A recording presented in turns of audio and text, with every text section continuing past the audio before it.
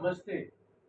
मैं doctor Amit Tripathi, orthopaedic surgeon, Yashlok hospital, Reliance Rakesh Das hospital, Beach Candy hospital और Bhatia hospital Mumbai में से बात कर रहा हूँ। आप सब विचार करते होंगे कि आर्थराइटिस क्या होता है। अब देखिए, जब दो हड्डी मिलती हैं वहाँ जोड़ या सांधा पैदा होता है। जोड़ ऐसा होता है, ये एक हड्डी हो गई, ये दूसरी हड्डी हो गई। यहाँ पे जोड़ होता है, यहाँ मूवमेंट होता है। जोड़ का काम है हिलना। पाँव में भी जोड़ होता है, हाथ में भी जोड़ होता है। उसके वजह से हिलना जुलना होता है इंसान का। उसके वजह से इंसान खुश रहता है। अगर आर्थराइटिस होता है तो जोड़ के एंड पे जो कार्टिलेज रहता है या कुशन रहता है, जब वो घिस जाता है उसे हम आर्थराइटिस कहते हैं।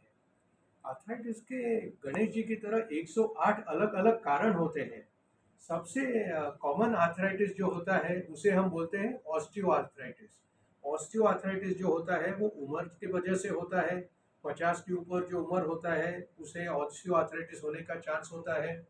अगर आपका जो वेट है, बॉडी वेट है, वो ज़्यादा हो तो आपको ऑस्टियोआर्थराइटिस हो सकता है, क्योंकि आपके वजन के वजह से लोड ज़्यादा आता है घुटने पे, एंकल पे या हिप जॉइंट के ऊपर। उसके वजह से आपके घुटने घिसने लगते हैं। आपके फैमिली में किसी और को ऑस्टियोआर्थराइटिस है, मदर फादर या दादाजी दादी माँ को, तो आपको ऑस्टियोआर्थराइटिस हो सकता है। अगर पहले आपको घुटने के अंदर कोई फ्रैक्चर हुआ है तो घुटने का आपका कुशन घिस सकता है, उसके वजह से आपको ऑस्टियोआर्थराइटिस हो सकता है। एक दूसरा किस्म का आर्थराइटिस होता है रूमेटॉइड आर्थराइटिस। वो ऑटो इम्यून होता है, यानी कि आपके खून के जो सेल होते हैं उनमें कोई मिस्टेक होने की वजह से ये बीमारी होती है। ये अक्सर छोटी उम्र में भी लोगों को होता है, छोटे बच्चों को हो सकता है, 20, 30, 40 उम्र में भी हो सकता है। उसमें हाथों की उंगली में उंगली टेढ़ी होने लगती है। सुबह उठते हैं तो आपकी उंगलियां स्टिफ होती है 30-40 मिनट के लिए। बाद में अलग अलग जोड़ों में भी होता है, एल्बो में, शोल्डर में, हिप में और घुटने में।